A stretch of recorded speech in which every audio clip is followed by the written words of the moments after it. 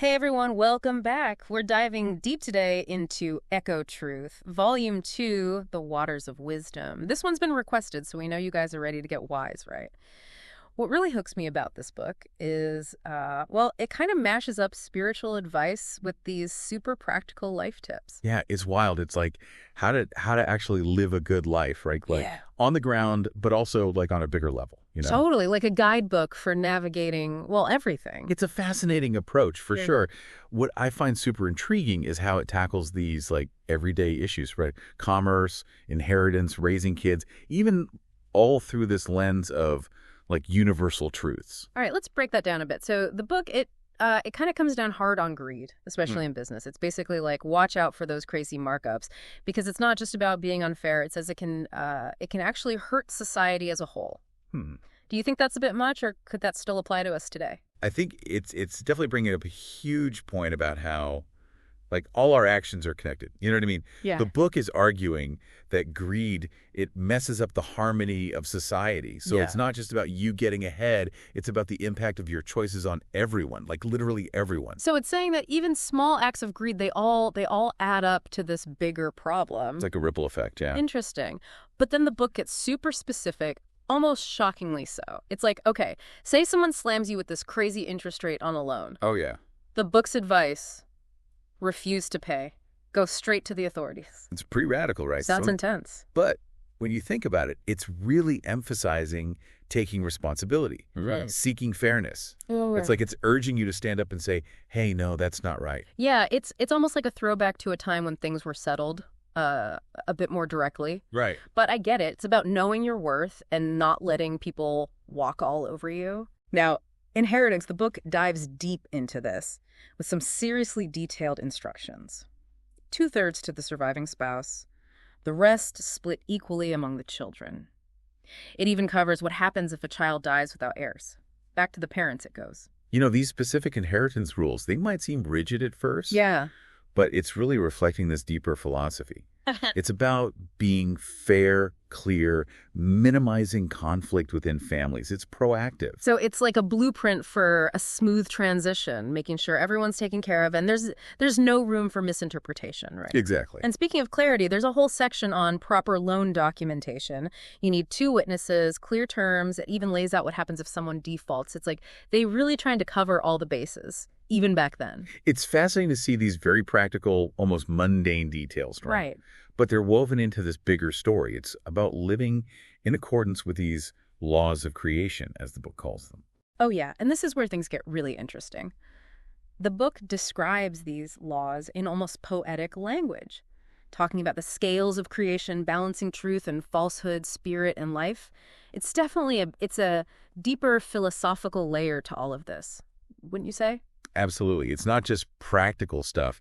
It's about aligning yourself with these universal principles, you know, and that's where you find a more fulfilling life. So it's like our actions, they have consequences, not just for others, but for our own well-being too. Right. Like ignoring the truth, that doesn't just hurt people around us, it creates this inner conflict within us. That's so profound. True peace, it comes from living in alignment with our values. And the book, it takes this idea of self-development even further with these 7 ages of spiritual development. Right. From innocence to contentment. Each stage has its challenges and its opportunities. Now, we have mentioned these stages before, but can we unpack them a little bit more for our listener? I think it would be helpful to get a clearer understanding of each age and what it represents, you know? Absolutely. So let's start with the age of innocence. It's all about living in the moment, experiencing the world with wonder and joy like a child. Yeah. Think back to a time when you were totally present, you know? Yeah. No worries, no doubts. That's the essence of this age. That's beautiful. But that innocence doesn't last forever, right? Right. As we grow, we enter the age of indecision. Uh-huh. And this is where the questioning starts. You start to explore different identities, test those boundaries, you know. It's a period of huge curiosity, lots of trial and error. That's fun for parents. Uh-huh. Well, it can be challenging for sure. But it's important. It lays the groundwork for you to develop your own sense of self. So it's like figuring out where you fit in the world. Exactly. And then this leads to, what, the age of discontent? Exactly. Now, age of discontent, it might sound kind of negative, but the book, it actually reframes it. It's this crucial period where you begin to question well, everything you thought you knew. It's that healthy skepticism that pushes you to really understand the world on your own terms. So it's not a bad thing to feel discontent. It's actually a sign of growth. That's right. It's about shedding those childhood beliefs, those naive beliefs, and forming your own understanding. Interesting. A more mature understanding of how the world works. And from this discontent, we move into the age of surrender. Now, surrender, that might sound a bit passive, Yeah. but I have a feeling it's more about acceptance than giving up, right? You're right on the money. It's about letting go of the need to have all the answers. It's about embracing that journey of learning, accepting that we don't know everything, and being open to new perspectives. I like that. Yeah. It's about humility, the curiosity to keep exploring. So where does this newfound openness lead? It leads to the age of revelation. Think of those aha moments, the clarity, the understanding. Things just click into place. Yeah, like the pieces of the puzzle come together. You see the bigger picture. Exactly. But even with these revelations, you don't just stop growing and learning, right? Right, exactly. That's where the age of commitment comes in. It's about recognizing that true spiritual development, it's a lifelong thing. You've gained wisdom, sure, but there's always more to learn, more to explore. So it's not about reaching some final destination. It's about embracing the journey itself. Beautifully said. But I'm curious, where does this ongoing journey ultimately lead? Well, the book suggests the final stage is the age of contentment. This is where you find peace, stability, a deep sense of faith in yourself and the universe. But it's not necessarily a fixed state. It's more cyclical. So it's not like we reach this ultimate level of contentment and that's it, we're done. Right. You might experience moments of profound peace and then periods of questioning and growth again. It's about finding that balance between seeking and accepting, striving for knowledge and finding solace in the moment. Makes sense. Life is all about those ebbs and flows. It's not a straight line. There's always something new to discover about ourselves and the world around us. Absolutely. And that brings us to another fascinating piece of the book, prayer. Now, it's not about begging for favors or trying to manipulate some higher power. It's about aligning your thoughts with your inner spirit. So not passively hoping for things to change, but actively participating. Exactly. What's really empowering is it puts the power within you. The book even says it is your intellect and rationality that empowers the spirit within, transforming your request into physical reality. Whoa. So it's not about waiting for miracles. It's about realizing you have a part in shaping your reality. That's the shift. That's a powerful shift. It's not about relying on external forces. It's about tapping into that inner strength, that wisdom to create the life you want. And the book even offers a specific prayer, a prayer to the spirit within to guide us. It's a beautiful prayer. Focuses on inner strength, wisdom, resisting falsehood. Would you like to hear an excerpt? Absolutely. I bet our listeners are curious to hear what this is all about. What does it say? It starts like this. My spirit, you are all-knowing, all-capable, all-wise, all-truthly, and all-loving in me. Your name shall be honored.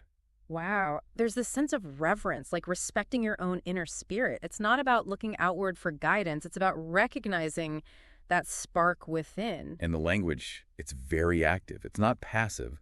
It's about engaging with that inner self to create a better reality. Okay, I'm really intrigued by this concept of connecting with our inner spirit. It seems like a powerful tool for navigating life's challenges, making choices that really reflect our values. It is.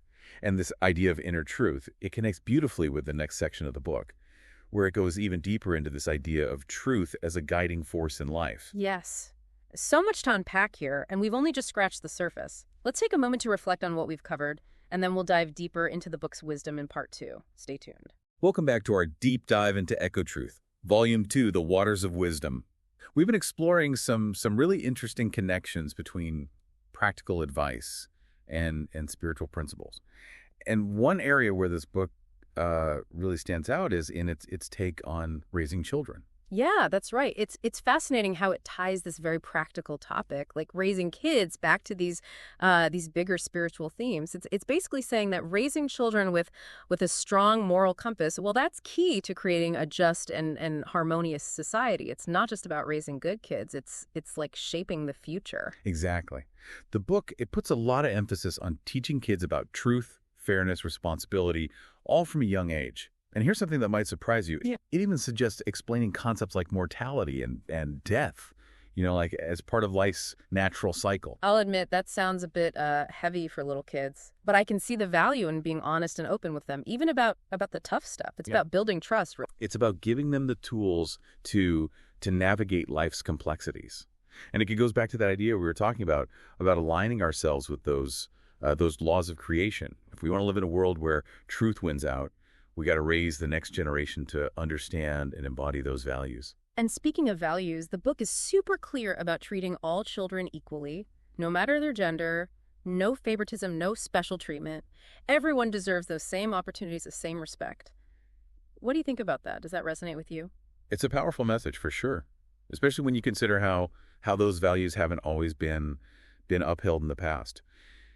The book is pushing for a more just world, a more equitable world.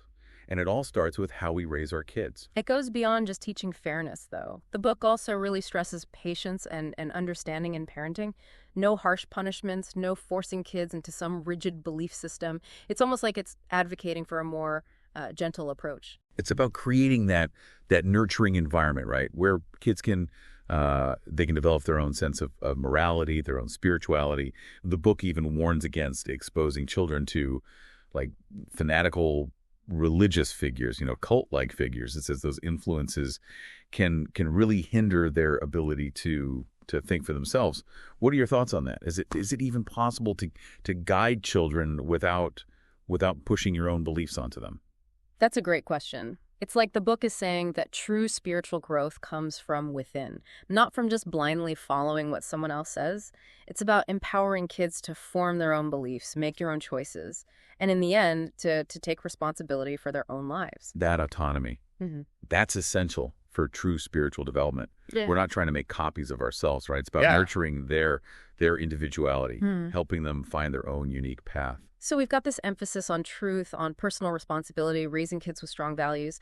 But how do we actually put these ideas into practice in our own lives? How do we make sure we're on the right track? Well, that's where the book's concept of the 7 ages of spiritual development comes in. Remember those. It's a framework for understanding our own spiritual journey, how we grow throughout our lives. It's a roadmap, Yes. Yeah. Let's dive back into those 7 ages. Can you walk us through them again, maybe this time with a bit more detail so our listener can really grasp what each stage is about? Sure thing. So the first stage, the age of innocence, it's that beautiful time of pure wonder and joy. It's like, experiencing the world through the eyes of a child. Think about a time when you were totally absorbed in the moment, without any worries or doubts. That's it. That's the essence of this age. It's that pure delight you see in little kids, that sense of wonder. Yeah. But of course, we don't stay in that stage forever, do we? No, we don't. As we get older, we enter the age of indecision. This is where we start to question things. We explore different identities, test boundaries. It's all about experimentation, discovery, trying to figure out, who am I? Where do I fit in? Think back to your teenage years, listener. All those questions, those uncertainties, that's the energy of this age. It's like trying on different hats. Yes. Exploring different paths, right? Yeah. Trying to find what feels right. And I'm guessing this period of questioning can lead to some tension, right? Especially with parents who might be trying to hold on to that earlier innocence. Yeah, you're right. It can definitely be a time of friction, frustration for everyone involved. But it's so important to remember that this questioning, it's natural. It's part of growing up. And all that questioning, all that exploration, it leads us to the age of discontent, doesn't it? It does. Yeah. Now, age of discontent, it might sound a bit scary, but it's not necessarily about being unhappy. It's more about realizing that the world doesn't always match up with our expectations.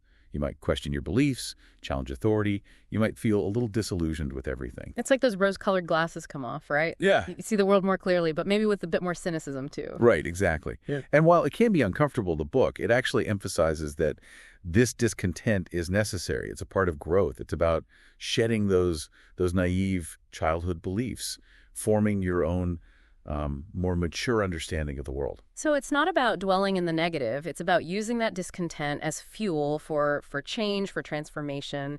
But how do we move from all this questioning, all this disillusionment, to something more fulfilling? That's where the age of surrender comes into play. Now, surrender, that might sound passive, but it's actually a very active process. It's about letting go of that need to control everything, that need to have all the answers. And instead, you embrace the journey of learning with humility and openness. It's like saying, okay, universe, I'm ready to learn. I'm ready to listen. Show me what I need to know. I like that. It's about letting go of that need for certainty and allowing yourself to be guided by something bigger, surrendering to the wisdom of the universe, to the flow of life. But where does this surrender lead? Often it leads to those aha moments, that age of revelation. Think about a time when you suddenly understood something on a deeper level. Those flashes of insight that shift your whole perspective. It could be a book, a conversation, a personal experience, anything really. But the key is that it changes how you understand things in a profound way. It's like the dots all connect. You finally see that bigger picture. But even with these revelations, I imagine the journey doesn't end there, right? You're right. That's where the age of commitment comes in. It's recognizing that true spiritual development, it's a lifelong process. You've gained some wisdom, sure, but there's always more to learn, more to explore.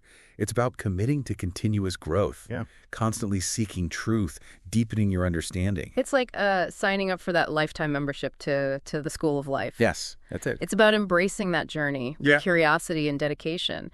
But where does all this commitment lead us? Is there a sense of resolution, like a final stage where it all comes together? The book suggests this journey leads to the age of contentment. This is where we find peace, stability, a deep sense of faith in ourselves and the universe. It's not about reaching some final destination or achieving enlightenment, but it's more about finding that sense of harmony, that balance within ourselves and in our relationship with the world. So it's not a static state of bliss. It's a dynamic process. It's about finding that sweet spot between seeking and accepting, between striving for knowledge and finding peace in the moment. It's like finding your rhythm in the dance of life. That's beautiful. And what's so empowering about this whole framework is that it reminds us that we all have this capacity for spiritual growth, no matter our age, our background, our beliefs. It's about taking that journey of self-discovery and trusting that the path will unfold as we continue to seek truth, seek wisdom. And that brings us to one of the most powerful quotes from the Prayer to the Spirit Within. It says, "It is your intellect and rationality that empowers the spirit within, transforming your requests into physical reality." Oh. It's a reminder that we're not just, passive recipients of fate. We are active creators of our own reality. We have the power to make choices that align with our values and to shape the world around us. It's both empowering and a little bit daunting, right? To realize that we have this responsibility. It is a big responsibility. But the book reminds us that we're not alone in this. We have that inner compass, that connection to a source of wisdom, and it's always available to us. It's about learning to trust that guidance and to make choices that align with our highest good and the highest good of all. It's about stepping into our power with humility and compassion, recognizing that we're all interconnected, and our actions, they have that ripple effect on the world. Beautifully said. Yeah. And I think that's a great place to pause for now. We've covered a lot of ground here, from raising children to the stages of spiritual development. But there's one question that keeps coming back to me. In a world with so many different viewpoints, so many different beliefs, how do we know what's true? How do we find our own truth amidst all the noise? That's the big question, isn't it? It is. And it's something we're going to explore in the final part of our deep dive. We'll dig into the book's advice on how to tell truth from falsehood, how to find your own inner compass, and ultimately how to live a life that aligns with your deepest values. Stick with us. All right, we're back for the final part of our deep dive into Echotruth, Volume 2, The Waters of Wisdom. We've been through a lot of thought-provoking ideas here, but there's one question that keeps popping up for me. In a world with like a million different perspectives, everyone saying they have the truth, how do we figure out what's actually true for us as individuals? It's the ultimate challenge, right? The book has some really interesting things to say about this. It reminds us that truth isn't this like fixed thing, coming from outside of us. It's something we discover inside ourselves through like careful reflection, looking inward, being willing to question everything. So it's not about blindly accepting someone else's idea of truth. It's more like developing our own internal compass, our own sense of what's right, what's true. Exactly. It encourages us to really engage with all sorts of perspectives, to listen to others, with an open mind, but then ultimately to trust our own intuition. that inner knowing. Remember that part where the book talks about allowing the true teachings to resonate within you? It's all about recognizing that feeling, that sense of like, yeah, this is right. When something feels true for you on a deep level. It's like that aha moment, but Yeah. but not just in your head. It's like a soul aha. Right. And I think the book is also warning us about looking for validation only from outside sources. Remember that line, do not tempt miracles from the prophets. Yeah. It's like, don't just look for proof outside of yourself. The real confirmation comes from within. So instead of relying on experts or getting lost in the craziness of social media, we should be turning inward, listening to that inner voice. Exactly. It's so easy to get swept up by, charismatic people or the latest trends. But real wisdom, it comes from connecting with that inner spirit, that source of truth that's inside each of us. It's about cultivating that connection, learning to trust our own judgment. Man, that makes me think about all the times I went against my gut. Like, I ignored that inner voice and I followed someone else's advice, even though it didn't feel, 100% right. And it almost always backfires. It's like we have this compass inside, but we don't always use it. This book, it reminds us to tune into that, to develop that sense so we can, navigate this crazy life a little better. So how do we actually do that? Cultivate that inner knowing? Are there any, practices, exercises the book suggests? Well, it doesn't give like a step-by-step guide, Yeah. but it really highlights self-reflection, introspection, meditation, spending time in quiet contemplation, really listening to your thoughts, your feelings, observing the world around you with curiosity, with openness. So it's about making space for that wisdom to come through, not just filling our heads with information, but taking the time to really process it, to see what fits with our own experiences. Yeah. It's like we're refining that inner compass, making sure it's tuned to our own unique frequency so it can guide us better. Yeah. And it's not a one-time thing. It's something we got to keep doing. It's a commitment to nurturing that connection throughout our lives. And that brings us back to those practical applications we were talking about, like the fair business practices, responsible lending, raising kids with good values. It's like the book is saying it's not enough to just think about it. We gotta actually live it. Yeah. In our daily lives. We got to walk the walk, not just talk the talk. And when we do that, when we start living those values, it has this ripple effect. We become an example for other people. We inspire those around us to seek truth, and we help build a more just, a more harmonious world. So our actions become a reflection of our inner truth. It's not just about personal growth. It's about contributing to a larger shift towards a more conscious way of being. That's it. And, that takes us back to one of those really powerful quotes from the Prayer to the Spirit Within. It says, "It is your intellect and rationality that empowers the spirit within, transforming your requests into physical reality." Ugh. It's reminding us that we're not, helpless. We have the power to make choices that are aligned with our values, to shape the world around us. It's empowering, but also kind of scary to realize that we have this responsibility to use our power for good. It is a huge responsibility. Yeah. But this book, it reminds us that we don't have to do it alone. We have that compass inside us, that connection to wisdom. It's always there. It's about learning to trust that and to make choices that are for the highest good of everyone. It's about stepping into our power, but with humility, with compassion, remembering that we're all connected and our actions, they matter. Beautifully said. And I think it's a perfect place to wrap up our deep dive into Echotruth, Volume 2, The Waters of Wisdom. Listener, I want to leave you with this. If truth is our compass, like this book says, then it's up to each of us to learn how to use it, to sharpen our inner sense of what's true, to question everything, and to trust that deep knowing inside us, the one that guides us towards a life of purpose, meaning, and a life that's in line with our values. It's a journey, not a destination. And it begins with that commitment to seeking truth within ourselves and in the world around us. Thanks for joining us for this exploration of Echotruth. Until next time, keep seeking, keep questioning, keep trusting that compass within you.